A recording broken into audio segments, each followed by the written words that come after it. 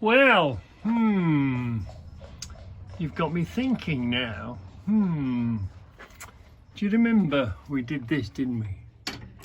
We did this lock-in, which I never finished. I should have welded up and put in place. But the good thing when you're making and welding and cutting, you can just remake anything you want. So we built this, and that caught that edge there, which then jammed this door. Remember, this was, or is, why won't that here? No. was the secret, this mechanism. I'll just give you a bit of an update. This mechanism is operated by this big nut inside this big box here, look. When you do that, that's what happens. Where's the door gone here? See?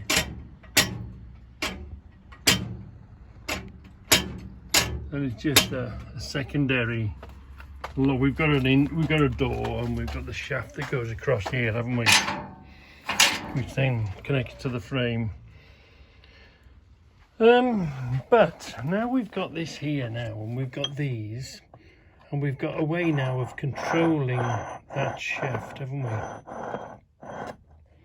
So, you know, how would it be?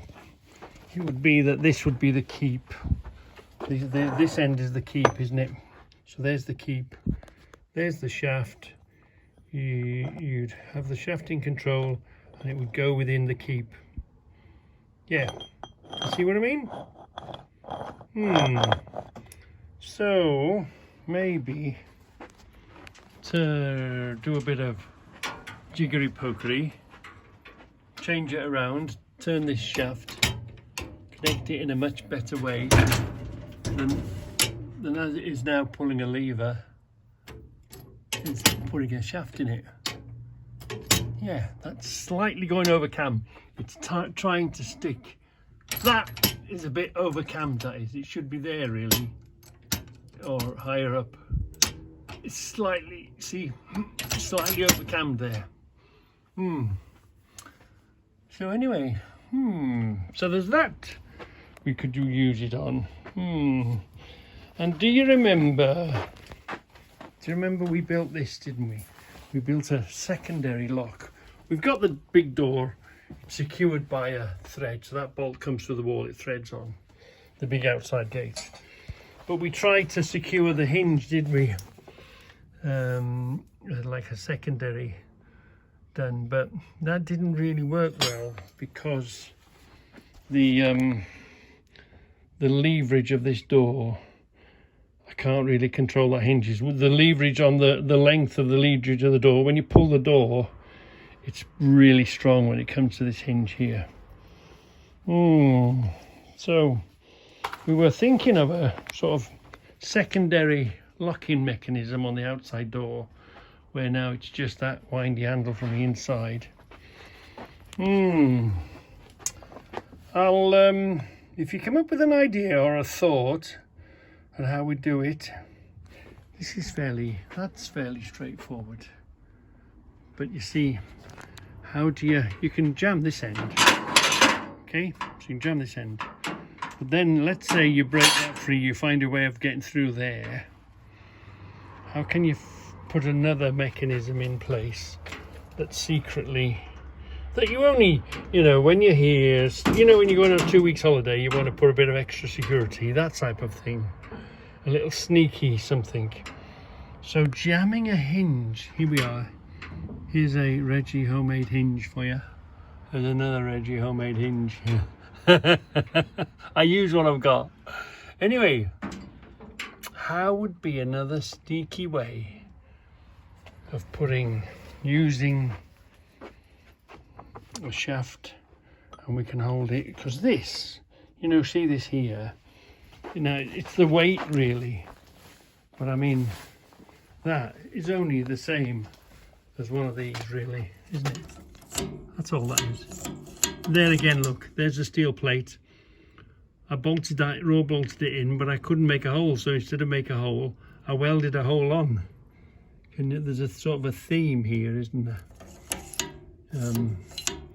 but obviously this is small and thin, and you give that enough stick, that would release. So I mean, you know I do like you know, just to remind you, where you haven't got a hole, I do like welding a hole where there isn't a hole. You see, I did the same there, didn't I? Yeah. Anyway, that's part of the fun with a welder and a grinder and bits of scrap, bits of metal, nuts and bolts and stuff that you come across. You can make whatever the hell you want to make, and you can get the grey matter working, can't you? Yeah, and you can get the grey matter working, and that's part of the fun. Put a simple handle on this. I mean, this is actually a jack handle. This was already bent at that shape, so I welded it in. I made a long hole there, look, which then makes that shaft go in. Of course, I've strengthened around here, so that's pretty strong. And then I sealed the back of that up, which is only that. Made a long hole in there, so the handle can go in and out. And then that shaft goes in there, and then my padlock goes in underneath, goes up and over. So my padlock is shielded, and I've got a strong shaft. So I'm quite happy with it. But you know me, I like to come up with another idea. Come up with like a sneaky idea, like you concentrate on trying to get through the door when actually we've got another mechanism that's jamming the door, sort of distracting you.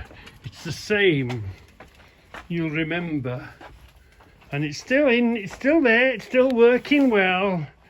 You'll remember. Let's get through this. Ooh, you'll remember my handle, won't you? Do you remember? That's to open the door next door. You've got to come into here to release the mechanism, to release the door, so you can bang on that door as much as you want. That's an added security feature on it. So anyway, you've